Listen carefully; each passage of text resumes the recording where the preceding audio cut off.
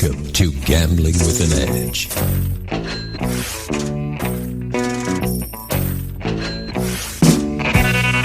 now, here are Bob and Richard. Good afternoon. Welcome to Gambling with an Edge. I'm Bob Dancer. And I'm Richard Munchkin. Our guest today is Eric Rosenthal. Eric is an entrepreneur, writer, podcaster, and educator. And he does all that for the gaming and travel enthusiasts by combining casino comps and travel loyalty hacking techniques. He teaches others what he calls comp harvesting and advantage travel. Eric Rosenthal, welcome to Gambling with an Edge. Thanks, guys. Pleasure to be here. So, you at least write some of your stuff is found on the Travel Zork site. What is the Travel Zork site, and how is that a benefit to our audience? So Travel Zork is a combination of casino loyalty and travel loyalty program education, gaming, things of that nature. I would imagine most of your audience is not going to pick up a tremendous amount on the gaming side. We really do cater to mass market, and from the people that I know that listen to your show, they are advanced in that area. However, the travel side can make a big difference.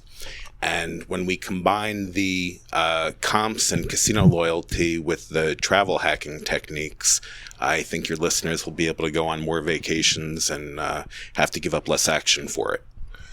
And if they buy the things through Travel Zork, there's a that's the way Travel Zork makes their money, by getting some sort of kickback or for the things they buy, or is that not right? Well, I guess it's partially true. So we do have some affiliate relationships. We have been an affiliate of Founders Card for a few years now. Most of what we do is education and is really not monetized at this point. We do offer a couple of seminars. We've offered a couple of seminars. They have been for profit, called Zorkfest. We've had one in Atlantic City and one in Las Vegas. But really, at this point in time, I don't want to say that we're not monetizing, but I think we're putting out a lot more content than that which is being monetized. Very good. So, one of the things I heard about you is when the Revel had their big get all your money back promotion a couple years ago, that was the type of thing you were all over. And just explaining what you did back then, I think would give our listeners a good sense of what it is that you do. Okay. So the Revel You Can't Lose sweepstakes promotion, rather, that was really where everything started. I didn't really know what I was doing. I just knew when I got that postcard in the mail, a loss rebate of up to $100,000, I can't screw that up. So I didn't. What I did was I found a couple of other Square players, and we didn't really know the edge other than that this was fantastic. By a couple others, do you mean 25 or 40, or do you mean a couple? There was a group of 5 of us. So again, we were relative low rollers at the time, and we saw the $100,000 number, and we just wanted to find enough people that we could, get to that number. So there were 5 of us involved, and we knew that we wanted to go big or, go home, so to speak. So we went down on the last day of the promotion, and we gave them way more action than any of us could have ever imagined we would. And we were the type of guys that would go down with $500 to play. A 6-figure loss rebate was well above and beyond what we thought we would be doing that year. But we were smart enough to put all of the action on one card. Right? So I happen to have been that beneficiary. And what was your idea? How were you going to give them the action? What was your idea for how to go how to bet. So we wanted max variance, and most of this went in a $100 Wheel of Fortune machine. I mean, we were this. I will freely admit, at that point in time, we had an awful lot to learn. I'm sure we still have a lot to learn. How did you know that you wanted max variance? Had you heard that somewhere, or you just knew that? So actually, I had been listening to a podcast called Gambling with an Edge. I don't know if you've heard of it. It's a really, really good show. Slightly familiar. Yeah, good. You can't believe everything you hear on the radio. Come on. Definitely not. So, but I think logically it made sense. If you're going to give me 100% of my loss back, I want to take the biggest swing that I can. So we had a general understanding, and we did run some spreadsheets on video poker, and we used an assumed hold of, I believe it was 8% was the assumed hold that we used on the slot machine. So we wanted to see what, 2 standard deviations would look like. And we wound up settling on the high limit slots, and it went very, very badly. I mean, really badly. To the point where I went back up to the hotel room that my wife was staying in, and she said, "How'd it go?" And I said, "Well, we lost." She had no idea the amount of money that we were talking about. But I happened to have been in the perfect sweet spot to take advantage of the promotion. They required that you come back 20 times for a 5% rebate. My office was an hour from Revel. So this was not, somebody who flew in that had to figure out, all right, I'm going to stay here for a couple of months. I didn't have to take a day off from work. The weeks ran Wednesday to Tuesday. So we went down Tuesday night, stayed over, got our Tuesday rebate, and then in the morning got our Wednesday rebate, and then went to work. So there was instead of going 20 times... So you had to get a hotel room for 10 times, but if you're a player in that's not a problem. Based on the action that I gave them, I mean, they were putting me up in beautiful suites with RFB. So, I mean, it was a joke, so we knew that we were going to get 2 cracks at it. The thing that I learned, and the thing that was, I think, most important to take forward, is that the marketing department and the hosts, they're not all kind of synced up. Right? So if they looked at my play, because I used to play at Revel, there was no reason they would assume that this was my normal play. But the mailers that were triggered after that, as well as what my host was willing to do after that, well, all of a sudden, this became really very profitable. And, the edge was so big when you add in the mailers and the offers that it didn't matter if I didn't know what I was doing. Like, you really... If you had a basic understanding of math, you could not screw that up. So what kind of mail did they send you? I was getting $2,000 in free play to come back in. So, I mean, I started no playing them after the free play right away.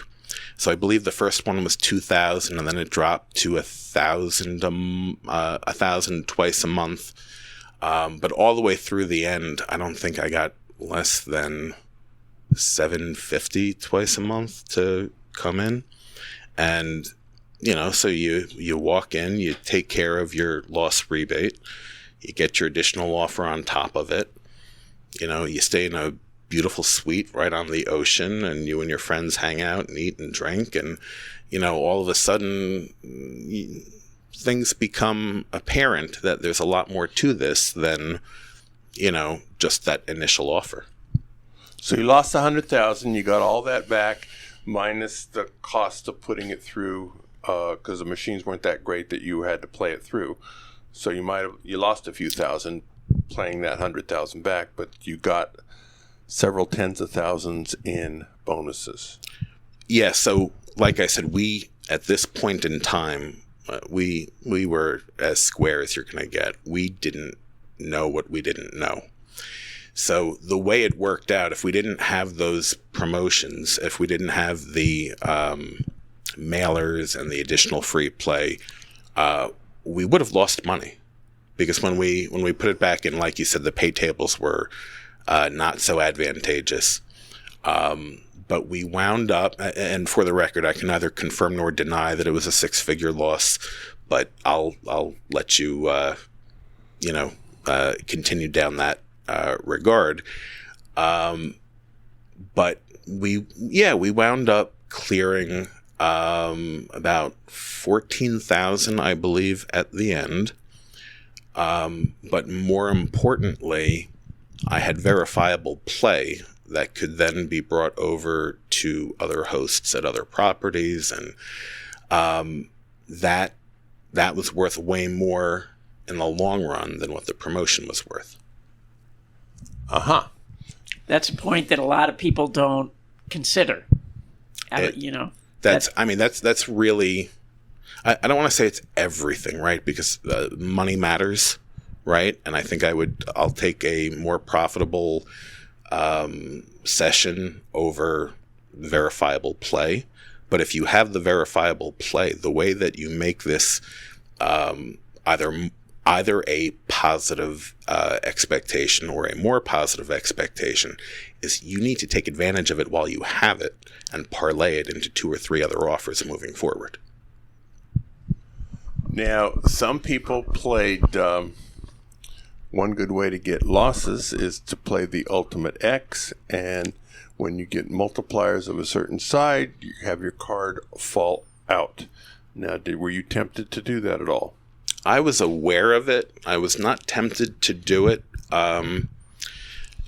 It had been known that you kind of had to be careful with them, on top of them being through multiple bankruptcies. They were getting kind of skittish.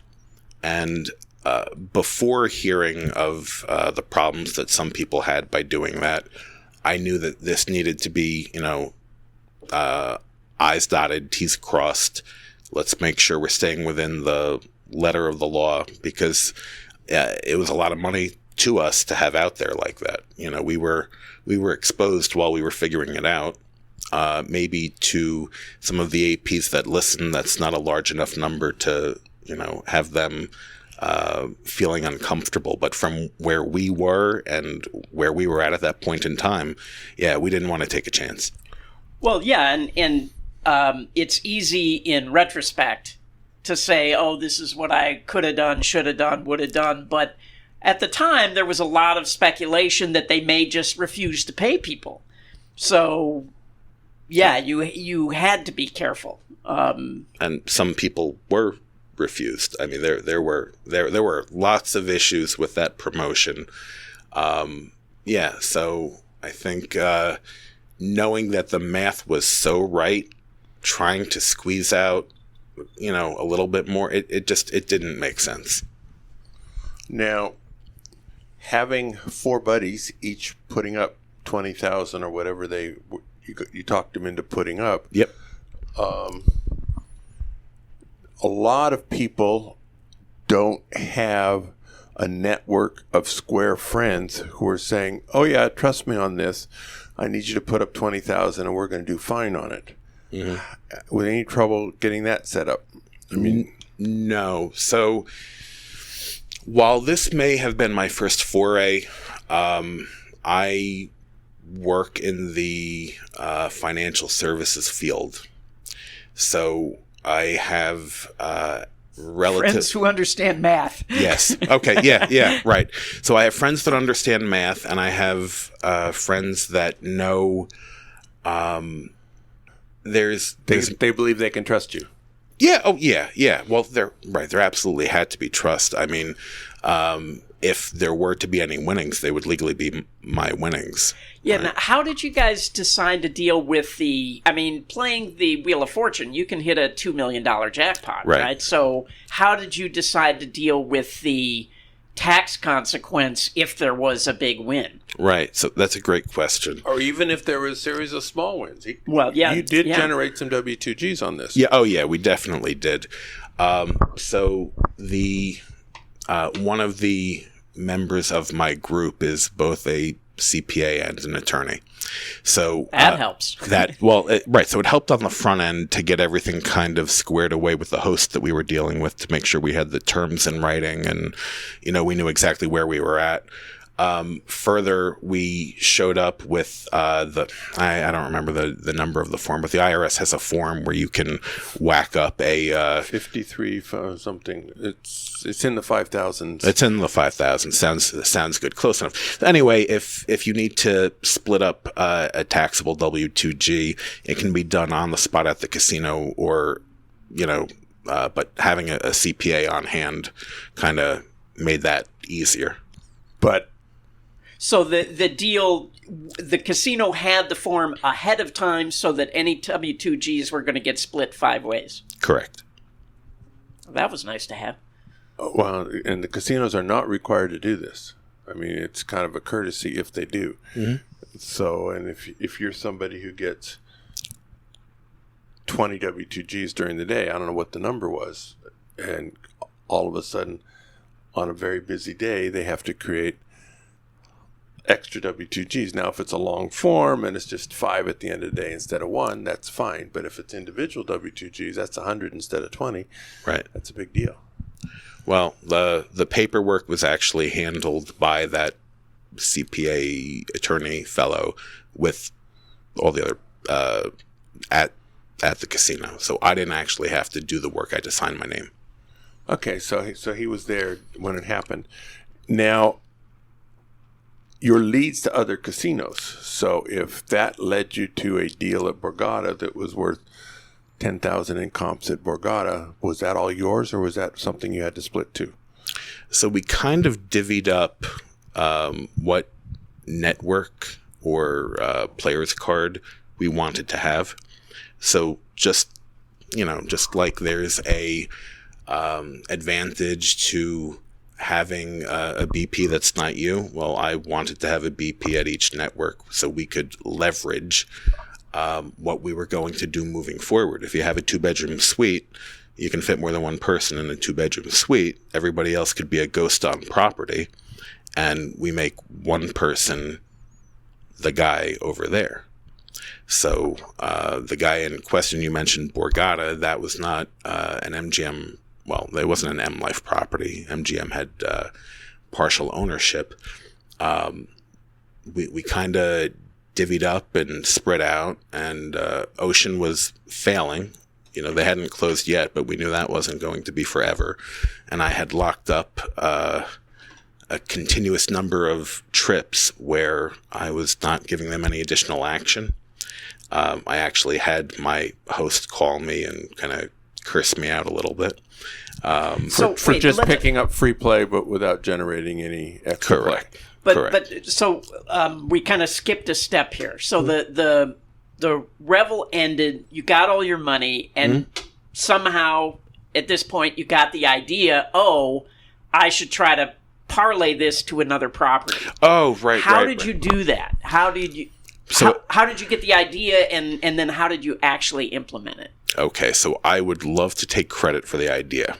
Sometimes you're just lucky. So in 2014, I believe it was, when Revel went under, all of the other Atlantic City properties were looking for players. I was on a list. Revel was going through hosts left and right. So I had people calling me saying, hey, listen, I saw you were a player at Revel. Let me see what I can do. You say, I'll listen. Absolutely. You have my attention. So I started getting offers, and I would take advantage of the offers, and I had the same group of people as my partners, and we wanted to, I guess, kind of daisy chain from one to the other. And eventually my name got on a list for an independent host. So an independent host is really a junket rep, but they have, I would say, some pull, not as much as an employee of the company. But they started calling me. And this was really all a function of, I don't know who's selling lists or who's stealing lists, but I was on a super sucker list as somebody who would lose a lot of money in high limit slots. And I was the kind of guy they wanted to send a limo for. And each network and each player's program has their own sweet spot where once you kind of break it down and reverse engineer what you want out of it, you know what you need. And nobody's offering the same level of promotion that we had at Revel, but these things are still available today all over the place. So you were getting loss rebates at other properties? Some. I don't want to say that everybody was giving me a lost rebate, but I've definitely gotten others, not to that scale. But were you, like, so you get an offer from another property, mm-hmm. Would you just go in and stiff them? Or would you give them play? Or? No. So where it would start would be a conversation with the host. You know, for this game to work, I think the social engineering of meeting people and finding out what is advantageous to them. And I steal Bob's line all the time, the caring and feeding of a host is the most important thing that you can do. We found ways to agree to things on the front end, as well as if I hit certain numbers on the back end, I knew that this would be profitable. Not to the same number, not to the same degree, but all of a sudden now we have an alliance in a different property. But you're no longer playing $100 Wheel of Fortune. No, I'm not. But I know what they needed. And if you can think back to 2014 and 2015, Atlantic City was not doing very well. They wanted players, right? So I am no Don Johnson. I did not...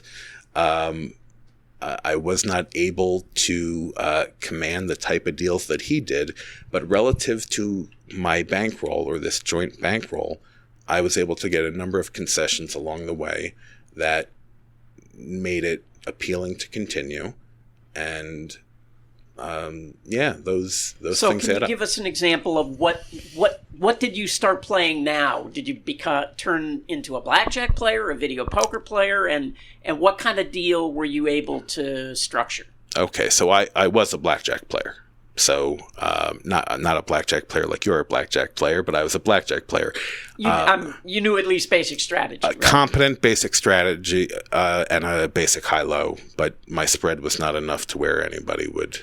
Right, because you're getting your EV from the comps, correct. Not from correct. And the worst thing for you would be to get heat as a card counter doing this. Yeah, there's no reason based on what I'm looking to pull from this. I want them to smile when they see me. I want them to know my name. Yeah. I want it to be my legit player's card that I'm handing them. So I'm willing to take 10 cents of loss for $1 of comp, as long as I'm able to use that $1 of comp. But when you say $1 of comp, you're not just talking about rooms and food. You want cash comp. Correct. Right. Okay, and that was coming in the form of airfare, or we've gotten airfare. So there was multiple airfare. There was free play given up front, large amounts of match play. The RFB does count into the equation, but that's not enough to take the fluctuation of bankroll. Now, how would you transfer? You mentioned that you wanted others in your group to be the different big better at these plays. How did you transfer your sort of good name to one of your teammates? Introduction followed by big play. Oh, okay. So you went in, you said, look, this is my buddy. He bets like I do. Can he get the same deal you're giving me? Right. So okay. Right. So it would start out as two of us went. And, we would play together, and we knew what type of action was required to get what we were looking for. And we were willing to agree to back end as long as we met those requirements. Well, now your buddy has a good name because you've met those requirements, right? Yeah. And, again, you're able to kind of daisy chain from one to the other. And the timing matters because the same hosts that we were dealing with, we had 4 properties close. I mean, there were a lot of people moving around. Yeah. And when you have a good name, and I think it's important to also mention, you need to have good central credit. They need to verify who you are and know that, you're coming with cash, and they can see that you're pulling money and using money. They became much easier to work with. And again, it's all relative, right? We weren't going in and throwing 6 figures at a slot machine anymore, but we told them that coming in, right? You are looking for players. We're players. We're going to give you action. We want X, Y, and Z. What do you need to see to be able to be comfortable giving that to us? And I think you really nailed it when you said you form an alliance with your host. So what kind of guarantees were they looking for? What kind of action did they want from you? How many hours a day? What kind of average bet? It was really low. It was nowhere near what we had expected. 4 hours a day at a $300 to $500 average was enough to get a lot of the things that we were looking for. And we weren't shooting the moon. This was, kind of maintaining our good name while asking for as much as we thought we could get. And we made some errors along the way. Let me be clear, right? You don't necessarily, and I think this is true of most players, you don't understand your value to the casino, right? Whether the fluctuation in your bankroll is in line with your theoretical. They're willing to give you a lot more on theoretical than they are on actual. Well, unless it's a loss. Right. Well, it's got to be a big loss. A big loss. So that's right. So that's the other thing. They're in Atlantic City, at least, they weren't looking to do anything additional until you showed at least 10,000 as a loss, and they were looking for higher numbers. Well, but if you're betting $300 to $500 a hand for 4 hours a day, you can easily lose 10,000. And I'm not saying it didn't happen. Yeah. I'm not saying it didn't happen, but that there was no discussion under 10,000. That was their floor. Don't even ask me for anything else unless we're at that number, unless your Theo supports it. Right. Okay. And did you ever? The word is rat hole. Well, I was going to say find ways to make your losses look bigger than they were. I prefer going south to rat hole, but whatever's better. So I will. I can honestly say that it's not something that I do because I'm the clumsiest one in the group, and I don't think I could pull it off. But we are keenly aware of what games you are.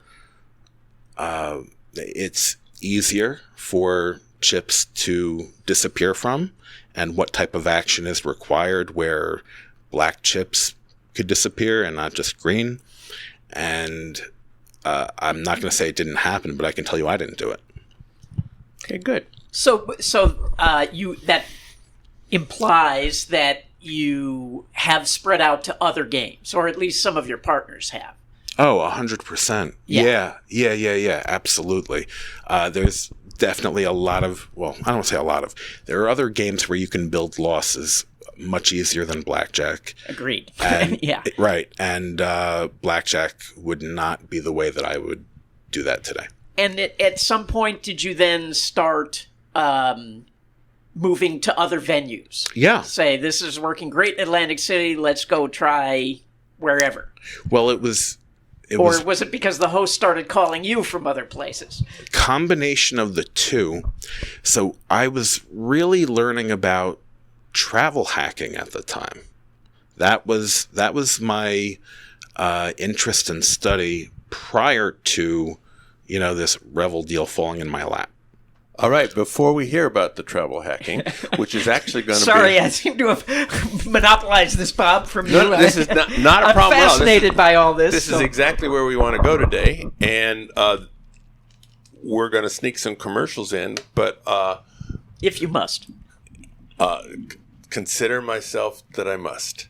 And then we'll definitely get back and talk about travel hacking, going south on an airline or something. The South Point has more than 10,000 games, returning more than 99%. This is more than anyone else has. In September, there are 2 promotions going.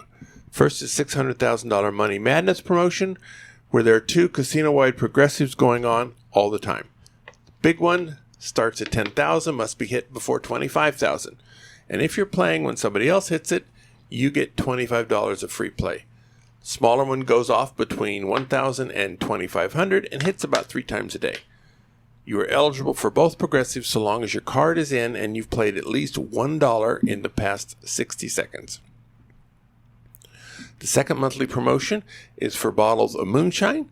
Play 500 points per week and earn 1 bottle of City Lights Shine. Max at 2 bottles per week with your choice of 4 different flavors. These bottles are specially labeled to commemorate the inaugural South Point 400 NASCAR race, which will be held September 16th. The video poker classes are over for this semester. We will be starting again in January.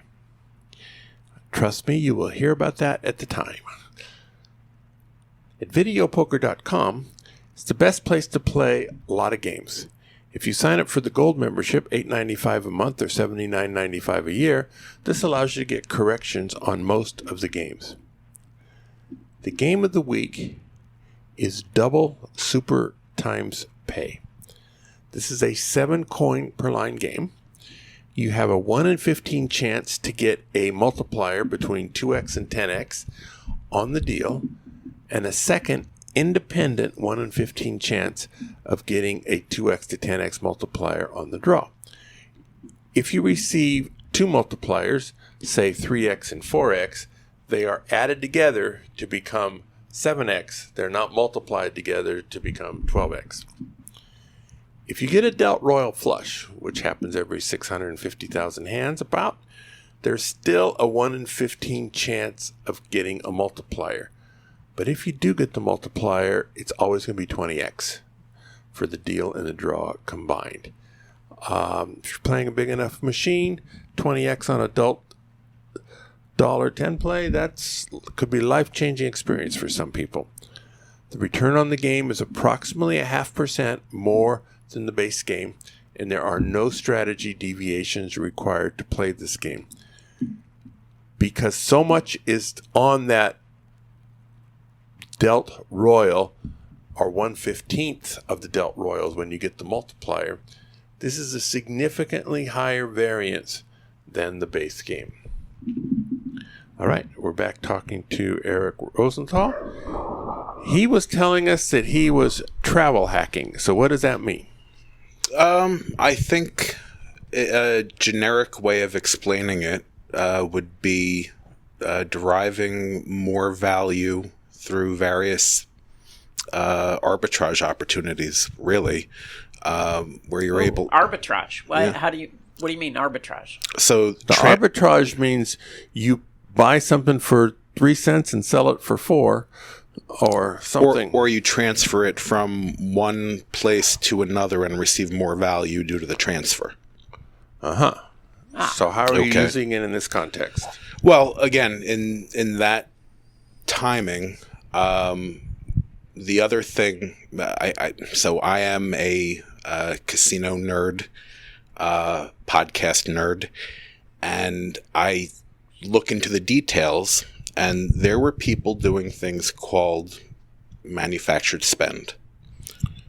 Okay, so manufactured spend is basically when you make a purchase that either is not really a purchase, or you're able to make a purchase and move the product, but you're generating points, miles, whatever it is in the meantime, where the value is greater than the cost of the transaction, right? So the thing that I figured out as I was casino hopping is that at least at that time, and it's still available today, cash equivalents were available for purchase via credit card. And I knew that I needed to churn a fair amount of money. Just like you need to get money down in a AP play, I needed to get money down through my credit card to churn points, miles, whatever, so that the world opens up. And as much time as I was spending in a casino and as much questions as I was asking and learning, there's nothing easier than buying a cash equivalent, turning it into cash or check, deposit it in the bank, and pay off your credit card. Is that still, can you give us an example like today of how that? Well, I can give you an example of one that just died, and I'll let you, extrapolate from there. I don't want to kill. There's a few of them out there right now that I don't want to be the guy that you'll be getting emails about me for months about, how'd you let that guy say that? So I was using Total Reward gift cards for quite a while. And you were able to purchase Total Reward gift cards. You get 5 times points on their credit card. And the Total Reward gift card could be turned into a Visa debit card in very specific locations. This required a fair amount of travel to unload, but this was possible. And those Visa debit cards could then have been brought to a Walmart or a post office, turned into a money order, and then deposited at the bank. And money orders were then used in multiple ways. The cages here in Vegas would take money orders to pay off markers. The banks, I happen to own a business, so to have a business account where you could deposit money orders, that made things easier. But that was used not only, the Total Rewards is the example, but that process can be duplicated or at least replicated. And there are a lot of travel credit cards out there where the points are actually really, really valuable. And they create a separate currency that you can use. And when you're combining them with offers that you're getting plus deals that you're making, right, either, on the front end or the back end, kind of opens up the world. So, can you tell us some of the best cards that everybody should have? I don't think there's any card that everybody should have. I think it depends on what your goals are. I'm an Amex guy. Okay, so I have Amex Platinum Business, Amex Platinum Personal. The Chase Ultimate Reward points have substantial value. I'm not breaking any news here. Those are, really the 1, 2, 3, and 4 between their Sapphire cards. But it depends on what you're looking to redeem for. And so the funny thing is, right, so you mentioned airfare, right? So if I'm using my credit card points to pay for a flight, it would show up as revenue. So if I needed to get it, if I needed to get cash at the cage for my flight and it was paid for with American Express member reward points, there was no difference to the airline and there was no difference to the cage. This was a revenue ticket that was going to be reimbursed. So you pay $800 with your credit card and the cage will pay you $800 in cash. Correct. Uh-huh. But I didn't pay $800 on my credit card. I used points that were generated through the credit card via either manufactured spend or other arbitrage opportunities. And I was able to, basically, if we're talking from a cash accounting standpoint, not pay for the ticket, get the airline, get the issuing bank of the credit card company to pay the airline, and then have the cage reimburse me for the ticket that somebody else paid for. And sometimes you get 2 casinos to reimburse you for the same ticket. Oh, my friend, I love it. Yeah, absolutely, right. So you want to give play to a couple of places so that you're going to be in town, and that receipt counts for each cage. Right. And okay, so you mentioned American Express. So right. I have a Business Platinum, and I have a, what is it, SPG? Yeah. Both of those have pretty substantial annual fees, yep, which are coming up. Mm-hmm. Do you just pay those every year, or do you... Oh, I pay a lot in annual fees. Or do you do them for a year and then drop them? No. I don't do that. As long as you can extract enough value to cover the annual fee, you're better off having it than not, with your credit profile as well as you don't know what's going to come available in the future, right? So I'm happy to pay it. The Amex, what am I? I'm in for You're 1,000. willing to pay it. Nobody's happy to pay anything. Well, if I can extract 4,000 in value and pay 1,000 for it, I'm happy to pay it. And I'd be willing to pay it. Different strokes for different folks, right, Bob? I mean, the other problem that I have is keeping track of all this stuff. You know what I mean? Like, I have points that I forgot I have, and, I mean, how do you just... There are programs that do it for you. Really? Yeah. So, is it okay to plug? Sure. All right. Yeah, So, if it's good value for the listeners, absolutely. yeah, I would look into a Word wallet. A Word A wallet? Word wallet. Yeah. Okay. Yeah. They have a free and a pay, and for most people, even the free version will handle what you need. Do you get enough value that you are happy to pay for the pay value? Yeah. If you know what, Bob, I think when you know the people behind it and you receive value and you want to see other people be successful, you're happy to pay it. Yep.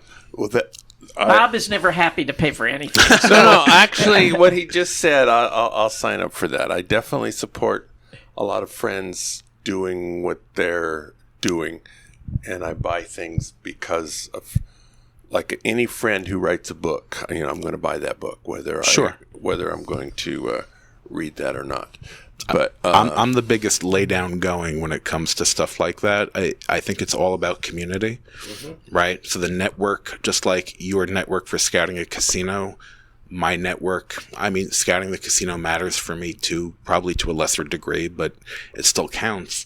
These deals and promotions that become available that can be very, very profitable. I need people to want to think positively of me and want to say, hey, Eric, you should probably look at that. And part of that is, being a part of the community and taking care of people and, trying to help others be successful. So what goes around comes around. Yes, sir. Now, on that matter, if somebody gets value from this and wants to tell you about something or ask you a question, how would they get in touch with you? On Twitter, I can be reached at erosenthal1029. Email would be ericr, that's ERICR, at travelzork.com. Questions are welcome. I'm happy to help. One of my partners over at TravelZork is Michael Traeger. I think you both know Michael, right? I think he's been on the show. Has he really? I think so. I think so, yeah. Okay. We've been doing this for a lot of years, and I forget. Okay. But I think he has. Yeah. Okay, so whether he's been on the show or he hasn't been on the show, he and I spend a lot of time within this community setting that I'm referring to, answering questions, helping people. And we're both pretty ready, willing, and able to help when these questions come up. We don't spoon feed people. And just like in the AP world, certain things you can't just give away because somebody's just going to kill it. But nothing lasts forever. People have to realize that, whether it's in the casino or whether it's this, because there were a lot of card churning things that were going on a couple of years ago that are no longer. So, people just have to realize that, you found this little pot of gold that you're milking. It's not going to last. The reason I say that is because our guest the last couple of weeks, we got several emails from panicked people, about, please don't let her talk about, this little thing that I found that, she posts about on Twitter. And, she didn't talk about it, but boy, they were all worried that she was going to let the cat out of the bag. And yeah, it's funny. So I run into that a little bit, Sure. So the people that... Well, you know what? From the very beginning of Blackjack, that when I got involved, there were people who would tell you absolutely nothing, as if every single thing they knew and played was some top secret, and if they shared anything, it was just taking money out of their pocket. And I always had kind of the opposite approach. I thought, like, the more you give out to people, the more they're going to share with you. Right. And I think it's just kind of fundamental to people that, you know, you have those two different kinds of people. So, well, I try to surround myself with people like you because those, you know, there's a motto, givers gain. Yeah. Right. So it's enlightened self-interest. I want to help you because I want to help you, but I also want to help you because one day I might need you to help me. Right. Right. And, you know, we got to stick together. That's all. Let's go back to casinos. Okay. Is there any way to create extra theoretical in a casino? What's the value of it and how do you do it? Well, okay. So, I mean, you can absolutely create extra theoretical. I think we have to kind of break up between the two, whether it be a table game or it be your video poker. I'll start with video poker because that's just a lot easier. And you've mentioned it on the show, or your guests have mentioned it on the show. You know, there are some games that report a higher theoretical than the game that you're actually playing. Yes. Right. So you need the information, and how do you find that out? well, you need to be friends with people that are so there's data available, right? I mean, there's people all around the country that are trying different things and they're tracking. You can usually get your theoretical from your host after a trip or mid-trip just to make sure that you're in line with where you want to be. If I was told that this particular game is showing a higher theoretical than required, we're going to test and measure, and I'm going to show up, and I'm going to put through a fair amount of money. I'm going to record how much money I've put through the machine. I know what the theoretical should be, right? That's the beauty of video poker. You know, that's a known, that's a given. And then I'm going to check back with the host and find out what they have me recorded at. Now, that same thing happens with slot machines. There, any of these machines that are programmed by a human, there are mistakes made, and they will not last forever. But I definitely have received a message in the last month about, some machine that, they've verified with their host, and the theo that it's spitting off is, considerably higher than what the math would dictate. So, and most people don't look into the details. If the sheet says your theo is X, your theo is X. For a couple of years in Las Vegas, several of the casinos, you could play 9-5 jacks or better for high limits. Where 9-5 jacks or better, the game is, round number is 98.5%. So which would mean it would have a theo of 1.5%, meaning, and it was listed at several casinos at around 4%. Right. So there were people, including me, who would play 2 or 3 trips a month of $150 or whatever $1,000 coin in, where you could play so that your expected loss was a couple $1,000, and they would give you $4,000 to show up. Right. And you could do this a couple times a month. And people would come up, and it's like, once I found out about it, I knew it wasn't going to last. Didn't want to share it. Certainly was not going to say it on the air. Saying it on the air would have, and bunches of people, where are these mismarked machines that you can get the 4% theo on for? And so I could not talk about it on the air, could not write about it, but I could certainly play it. So how did you find out that it was over? Was it not until your mailers decreased, or was there some heads up along the way? I actually went in and played and asked what my theo was for the trip, expecting it to be around $5,000, and was told that it was $1,400. So I was saying, okay, I understand. Thank you very much. Mm-hmm. And if they're giving me an accurate theo on a 98.5% game, I'm not playing it anymore. Right. Yeah.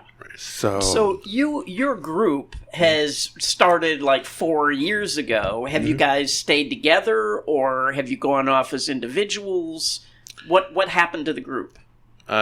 So we, I guess both is the answer. Since the beginning, I know it's only 4 years ago, but my business has grown. My Square business has grown. I had another child along the way. So as much travel and things of this nature as I like to do, we can't all do the same. So we still compare notes.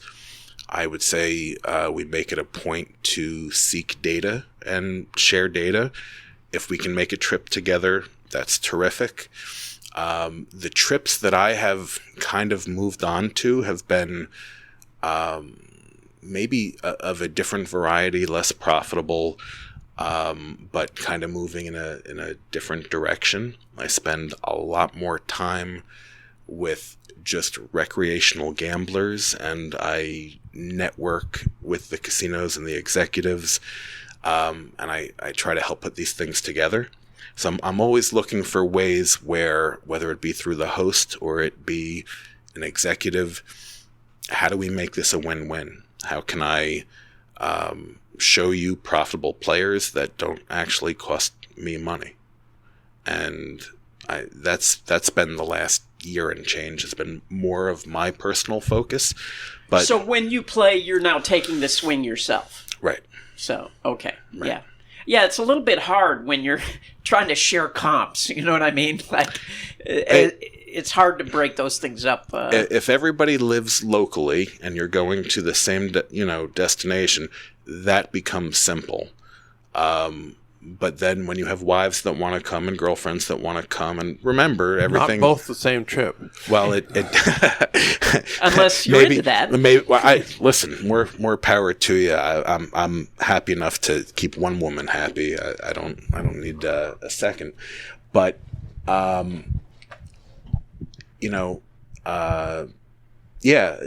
life changes. So I think everybody has maintained an interest in keeping up to date on what's available, but logistically, once we moved away from Atlantic City, it didn't make sense. Oh, you no longer live near Atlantic City? Oh, no, I do. But, oh, you mean I see. Right. And I would say that the opportunities that I've found have been better away from Atlantic City. So I'm happy to jump on a plane that somebody else pays for to get there and explore. How is Las Vegas as a destination for this type of play? I'm here a lot. Okay. I'm here a lot. I would say if you adjust your expectation, right? If you're looking for a free vacation where they treat you really well and you have a lot more available to you, it's a great destination, but you're not going to squeeze anywhere near as much out of them. As much actual cash. Actual cash, more than even actual cash. I would say it's tighter in Vegas, but you have so many overlay opportunities between competitors that there's a way to make it work. Yeah. No, I've actually often said that I think it's sort of a great way to quote unquote retire, is to play the comp game and not worry about the heat and just enjoy the fabulous comps. And so you make not counting the comps, maybe you make 1,000 or 2,000 in EV but you have a fabulous vacation, and I think it's a great way to go. I've heard you mention it multiple times on the show, and I always think you're talking about me. Every time I'm like, okay, I hope I get to meet him one day. So we were talking about creating theoretical before Richard so rudely interrupted me. And so you talked about video poker machines being misprogrammed, but you said it was different between video poker machines and table games. So what kind of creating Theo are you doing on table games that you can tell us about? Well, one thing I can say about that is blackjack is not the game to get to Theo. Yes. They have really, especially in this town, now maybe in other towns, but in Vegas, they don't give you squat for playing blackjack. So. Right. Let me see how I can be less specific. You don't want to be shot. Well, you know what? I can definitely give you some entry. Killing the golden goose is not a good idea. Right. No, we're not going to kill the golden goose. But, at a table game, your theoretical is based upon your average bet and your time of play, predominantly. So if we find ways to have my average bet look bigger than it really is, and we have, less action up than what's being recorded, I'm going to build a larger theoretical. Right? So I haven't broken anything that your listeners aren't aware of. No, that's Max Rubin's Comp City theory. 20 years ago, yeah. Right. And I would say it's easier today for them to not understand what your average bet is when there are lots of new games that have lots of chips on the table. Sure. So... Sure. Yeah, I think that's fair. And